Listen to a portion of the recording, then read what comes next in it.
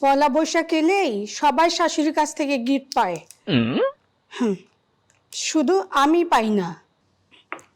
শোনো বৌমা, তুমি যে শুধু গিফট গিফট করো, সংসার চালাইতে টাকা লাগে। দেখেন মা, একটু ভালোবাসাও লাগে। এই শুনছো, আমি তোমার জন্য একটি গোলাপ নিয়ে এসেছি। আমি কি তোমার প্রেমিকা নাকি যে গোলাপে আমার পেট ভরবে? এই বৈশাখে চাই অন্য কিছু। হ্যাঁ, ভালোবাসাও লাগে, কিন্তু টাকা না থাকলে ভালোবাসা ধুয়ে কি পানি খাবা? এই যে বৌমা, এটা রাখো। মা, এই কি শুনছো, এগুলো? আমি তোমার জন্য তোমার একটি জন্য গোলাপ নিয়ে এসেছি। একটা গিফট, দেখো খুলে। মা,